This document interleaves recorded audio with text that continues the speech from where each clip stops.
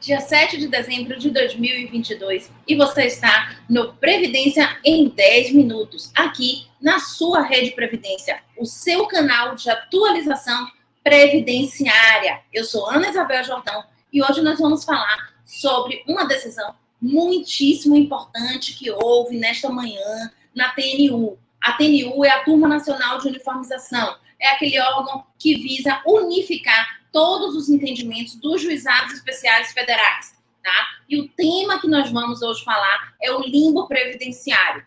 O que é o limbo previdenciário e como foi que a Justiça, então, chegou a essa definição do que se fazer nessa questão do limbo previdenciário? Pois bem, o que nós chamamos de limbo previdenciário é aquela situação, aquela circunstância em que o segurado, ele, para o INSS, está apto para trabalhar, mas para a empresa, ele não pode retornar para a sua atividade. Então, ele não recebe do INSS, mas também a empresa não aceita ele de volta no seu quadro e também não lhe paga salário. Ficando assim, então, o cidadão no que a gente convencionou chamar de limbo previdenciário.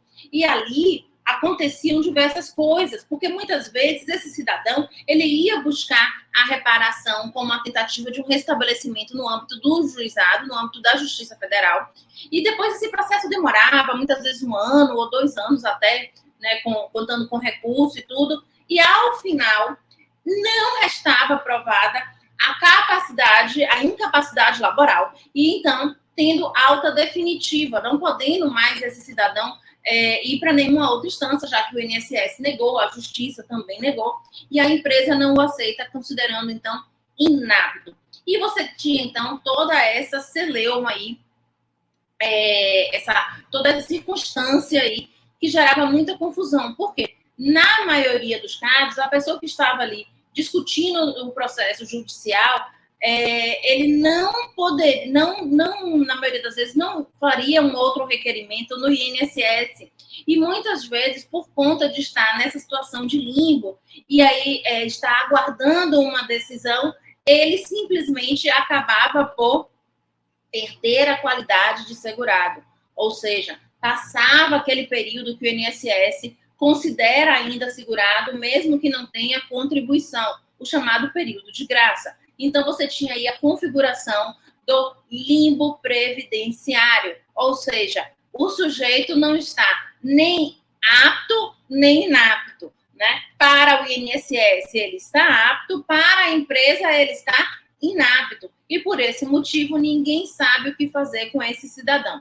Então, isso foi sendo discutido ao longo dos anos, né? De quem era a responsabilidade de amparar, de dar, então, segurança a esse cidadão, no momento, justamente nesse momento aí, né, em que se discutia muitas vezes judicialmente essa capacidade ou esta incapacidade, ou muitas vezes discutia-se judicialmente se houve ou não um acidente de trabalho, uma rescisão indireta. Muitas vezes existem algumas situações em que você tem aí a configuração da RT, da reclamação trabalhista.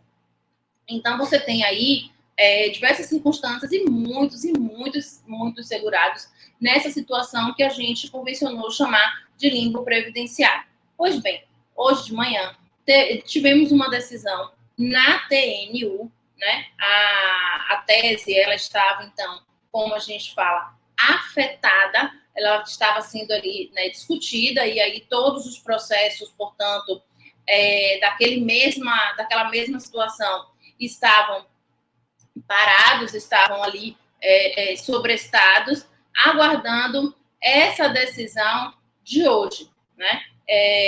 Então, hoje, no dia 7 de dezembro, na manhã de hoje, a TNU, ela concluiu o julgamento do tema 300, né? Estava, então, em análise justamente a controvérsia jurídica como é contado o período de graça do artigo 15 do inciso 2º da Lei 8.213 de 1991, quando o empregador não autoriza o retorno do segurado ao trabalho por considerá-lo incapacitado, porém, o INSS já havia cessado esse benefício por incapacidade.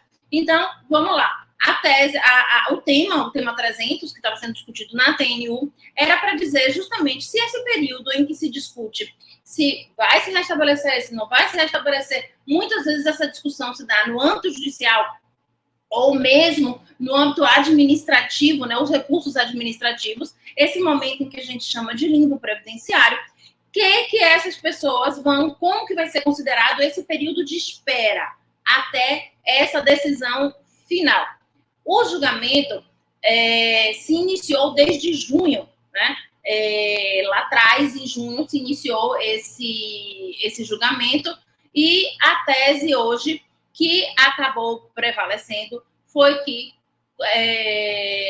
quando o empregador não autorizar o retorno do segurado por considerá-lo incapacitado, mesmo após a cessação do benefício por incapacidade pelo INSS, a sua qualidade de segurado se mantém até o encerramento do vínculo do trabalho, que ocorrerá somente com a rescisão contratual, quando aí, então, se dará início à contagem do período de graça. Então, vejam bem, se deu ao segurado alguma segurança para continuar discutindo essa questão da sua capacidade laboral, né, da necessidade, muitas vezes, de um restabelecimento ou mesmo de uma concessão de um benefício previdenciário, mas lhe assegurando que ele não perderá o chamado período de graça. E o prazo do período de graça só vai ter início havendo uma rescisão contratual. Porque, infelizmente, é muito comum que os nossos segurados fiquem à deriva. A empresa não demite porque não quer pagar as verbas rescisórias,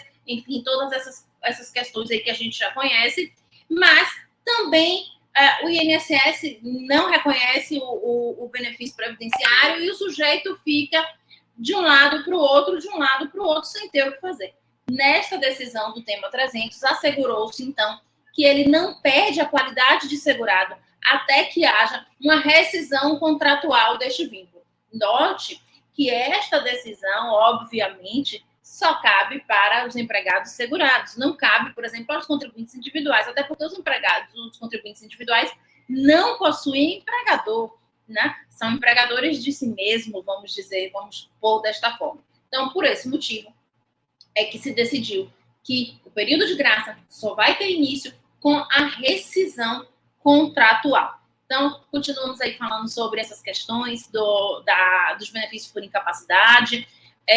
O que mais tem se discutido também sobre a questão dos benefícios por incapacidade é uma possível revisão. O grupo de transição, né, a transição de governo, está discutindo a possibilidade de rever a regra que reduziu a renda da aposentadoria por invalidez. Nada ainda garantido, gente. Estamos ainda em discussão, estamos iniciando essa discussão. Mas a gente vê com bons olhos o início dessa discussão. Afinal de contas, já existe uma ação de inconstitucionalidade em curso, já está tramitando, mas a gente sabe que uma mudança legislativa seria uma forma muito mais rápida de resolver essa questão e de tratar desse grave problema que foi realmente a questão do cálculo da aposentadoria por invalidez no pós-emenda constitucional de 2019. Bom, dito isto, vale lembrar a todos vocês que amanhã, nos tribunais, é comemorado no dia 8 de dezembro, é comemorado o Dia da Justiça, mas aqui no Tribunal Regional da Primeira Região, este feriado foi transferido para o dia 9, não havendo, portanto, expediente no dia 9, mas havendo expediente amanhã normalmente. A exceção aqui da nossa cidade de Salvador, pois é feriado pela padroeira da cidade, tá? Que é Conceição da Praia. Então, amanhã em Salvador não há expediente, não há também no dia 9, na sexta-feira, mas nas demais localidades do TRF1 sim amanhã expediente e na sexta-feira não haverá o expediente em razão da transferência do feriado de 8 de dezembro de 2022, tá?